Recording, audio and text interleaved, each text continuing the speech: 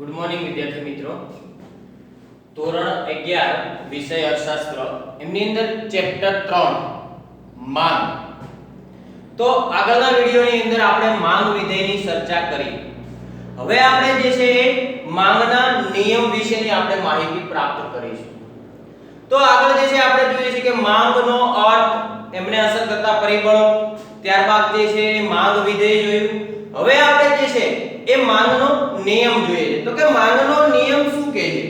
તો કે માંગનો નિયમ એવું કહેવા માંગે છે કે માંગનો નિયમ જે છે એ તો કે વસ્તુની કિંમત અને વસ્તુની માંગ, એટલે કે માંગ અને કિંમત આ બે વચ્ચેનો સંબંધ દર્શાવે છે.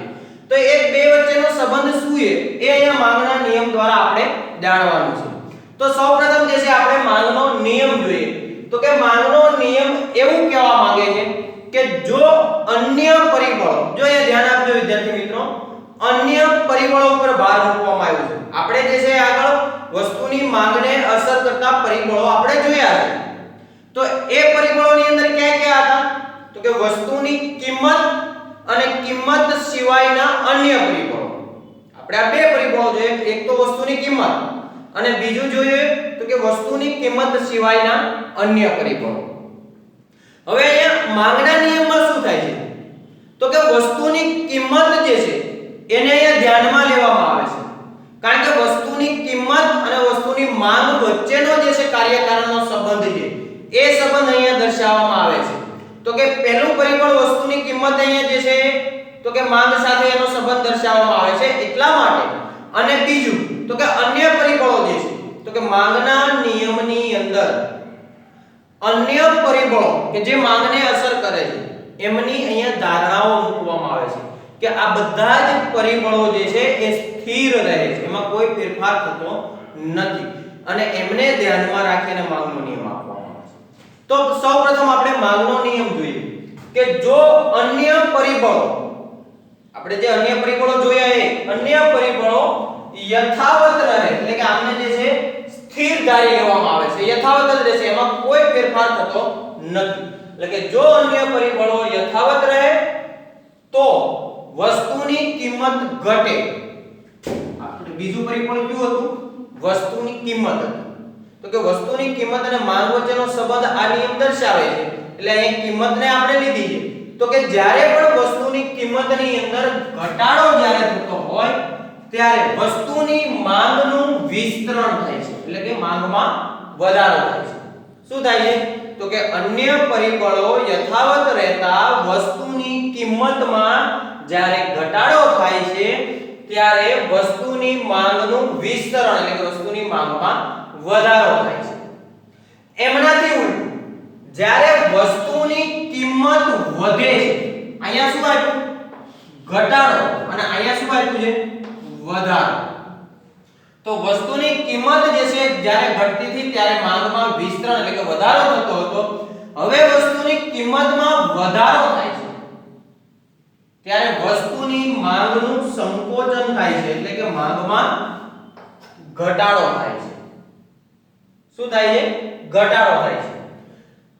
આમ વસ્તુની માંગ અને વસ્તુની કિંમત આ બંને વચ્ચેનો સંબંધ જે છે એ કેવો સંબંધ છે? વ્યસ્ત સંબંધ. કઈ રીતે? તો કે આ જે છે એ આપણે વસ્તુની માંગ અને આ વસ્તુની કિંમત, જ્યારે એની આને આપણે કિંમત લઈ લઈએ, કિંમત અને માંગ. તો જ્યારે પણ વસ્તુની કિંમત આ દિશામાં, એટલે કે વધારાની દિશામાં જતી હોય ત્યારે માંગ જે છે કેવી થતી હોય છે? તો કે ઘટાડાના દિશામાં, એટલે કે બંને જે છે વિરુદ્ધ દિશામાં જાય છે. આ જ વસ્તુ આપણે અહીંથી કાઢી અને વસ્તુની કિંમત ઘટતી હોય તો માંગ કઈ દિશામાં જાય? વધારાની દિશામાં. એટલે કે વસ્તુની માંગ અને વસ્તુની કિંમત આ બંને વચ્ચેનો સંબંધ જે છે એ સંબંધ કેવો છે? વ્યસ્ત સંબંધ છે. કેવો સંબંધ છે? વ્યસ્ત. તો ફરી એક વાર માંગનો નિયમ. જો માંગનો નિયમ દરેક વિદ્યાર્થીએ યાદ રાખવાનો છે. તો માંગનો નિયમ શું કહે છે? તો કે વસ્તુની, જો આની અંદર એક વસ્તુ ખાસ યાદ રાખજો કે વિદ્યાર્થી મિત્રો ભૂલ ક્યાં કરતા હોય છે. તો જ્યારે પણ આ નિયમ લખતા હોય ત્યારે એવું જ લખી નાખે થાય છે કે વસ્તુની કિંમત વધતા માંગ ઘટે અને વસ્તુની કિંમત ઘટતા માંગ વધે. પણ ખાસ જે છે એ આ શબ્દ દરેક વિદ્યાર્થીએ જે છે યાદ રાખવાનો છે. અન્ય પરિબળો. કેવું? અન્ય પરિબળો.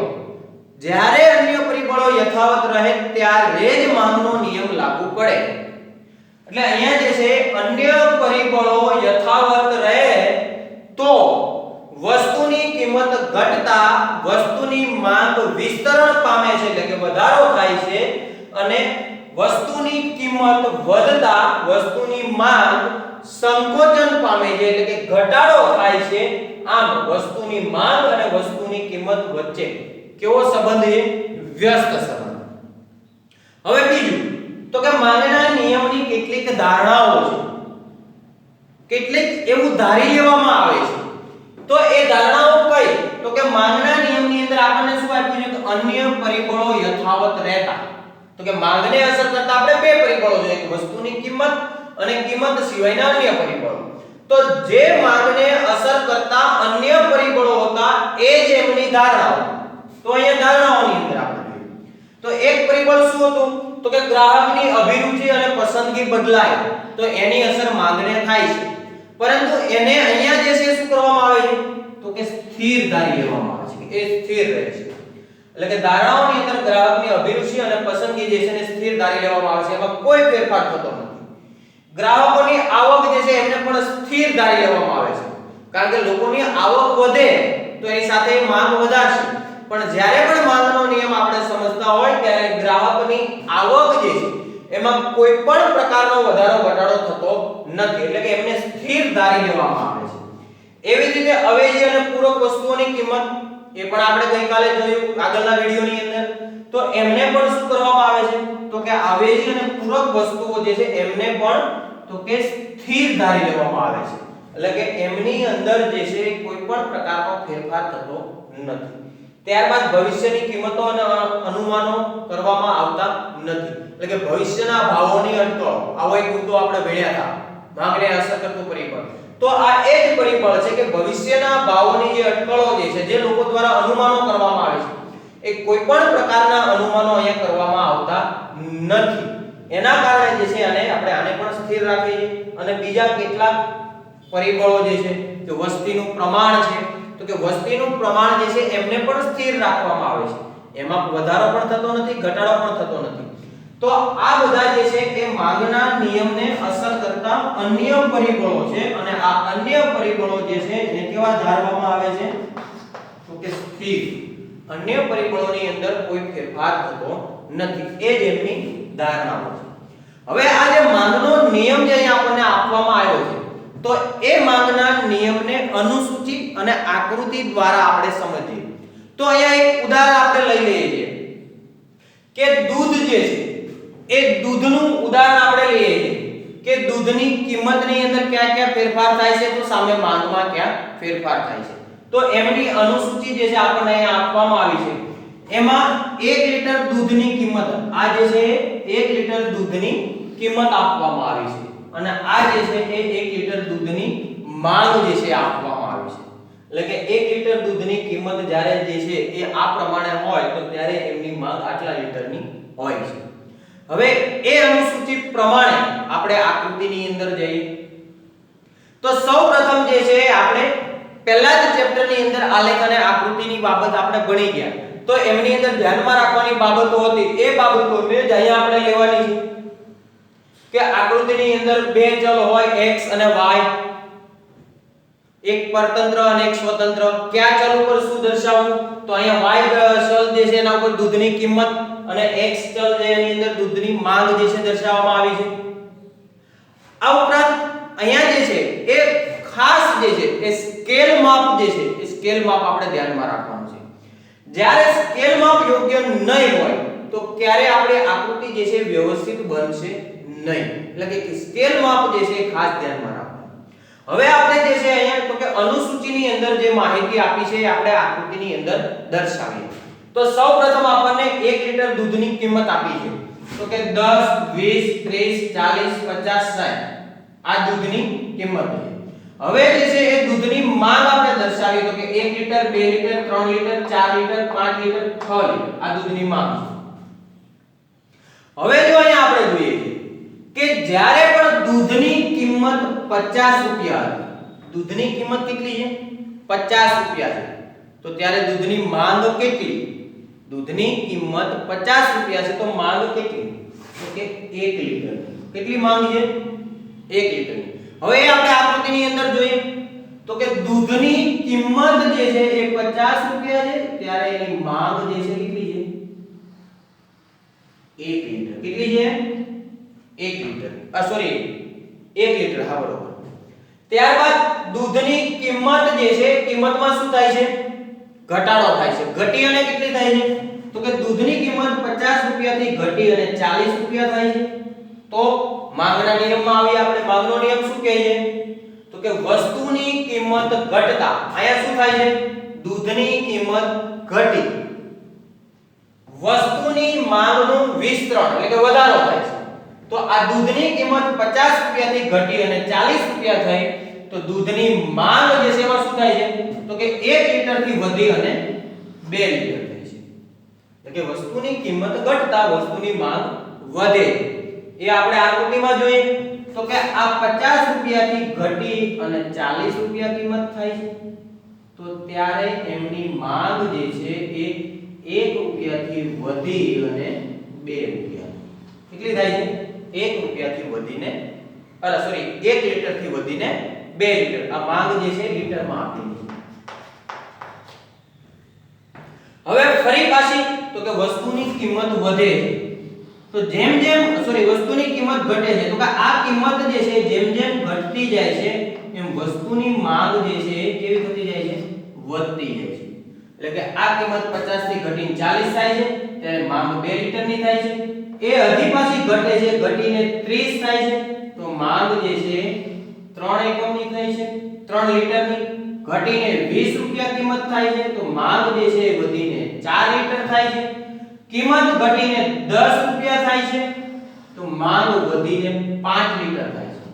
તો કે વસ્તુની કિંમત અને માંગ જેમ જેમ વસ્તુની કિંમત ઘટતી જાય છે એમ વસ્તુની માંગ જે છે વધતી જાય છે.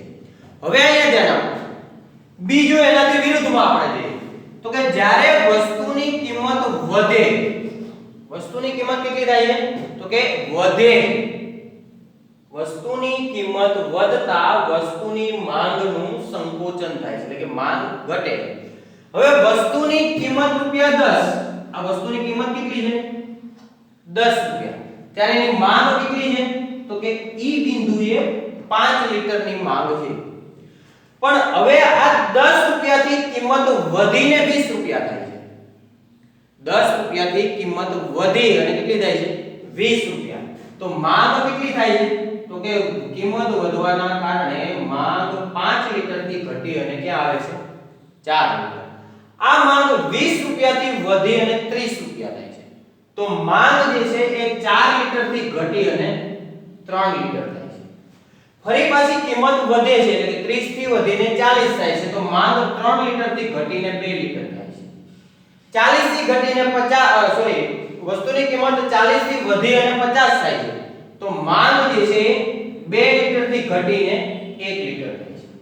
તો કે જેમ જેમ વસ્તુની કિંમત ઘટતી જાય છે એમ માંગમાં વિસ્તરણ થાય છે એટલે કે માંગમાં વધારો થાય છે અને જેમ જેમ વસ્તુની કિંમત વધતી જાય છે એમ વસ્તુની માંગમાં સંકોચન એટલે કે માંગમાં ઘટાડો થતો જોવા મળે છે. તો અહીંયા આપણે કહી શકીએ કે વસ્તુની કિંમત અને વસ્તુની માંગ આ બંને વચ્ચેનો સંબંધ જે છે કેવો છે? વ્યસ્ત સંબંધ છે.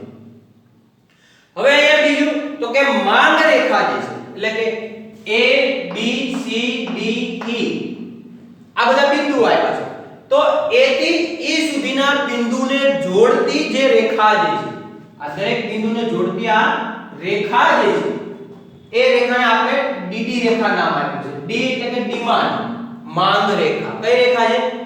માંગ રેખા. તો કે આ જે રેખા આપણને આપવામાં આવી છે એ માંગ રેખા છે. આ કઈ રેખા છે?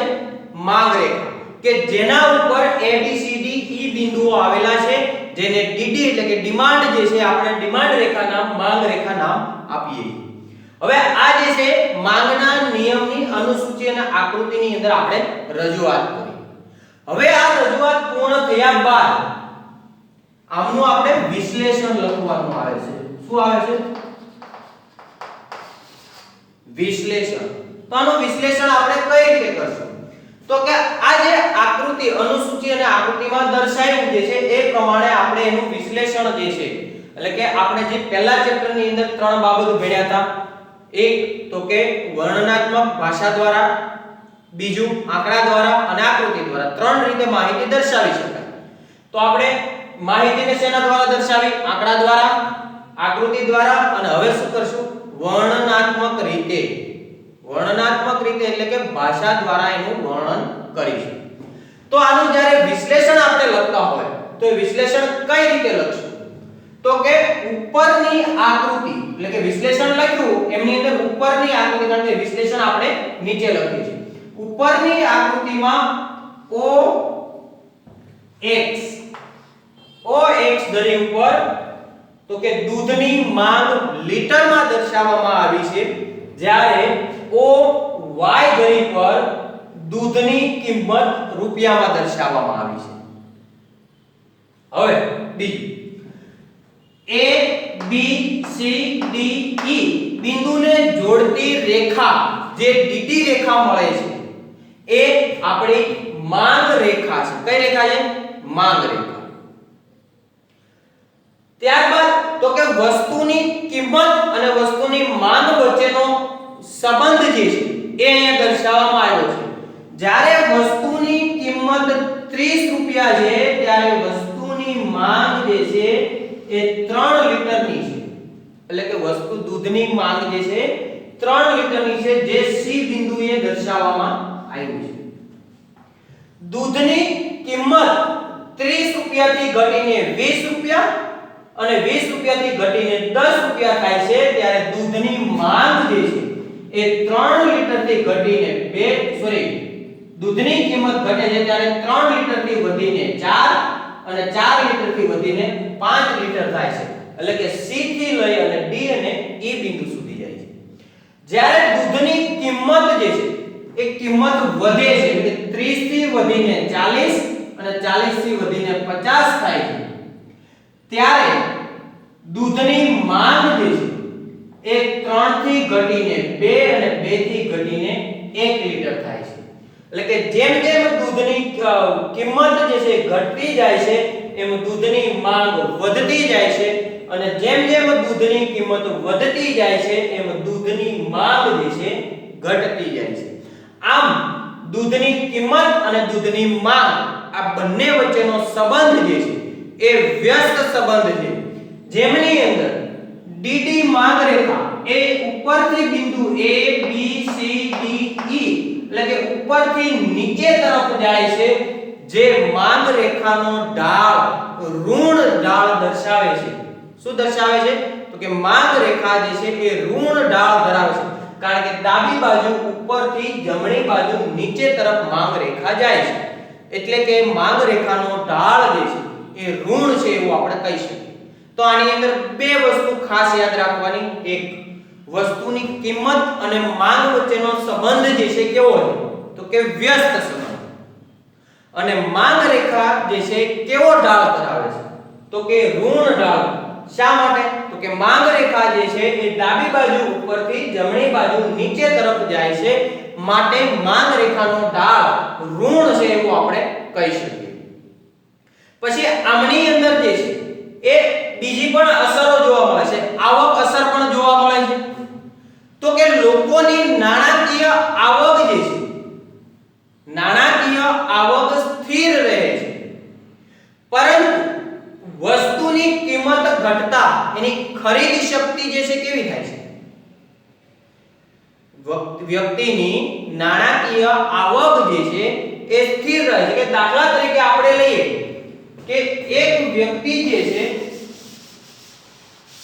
એ વ્યક્તિની નાણાકીય આવક 5000 રૂપિયા છે ત્યારે એ 40 એકમનું એની ખરીદવાની શક્તિ છે અને વસ્તુની કિંમત જે છે તો કે 10 રૂપિયા છે, વસ્તુની કિંમત 10 રૂપિયા છે, ત્યારે આ વ્યક્તિની આવક 5000 છે અને એ 40 એકમ ખરીદી શકે એટલે એમની શક્તિ છે.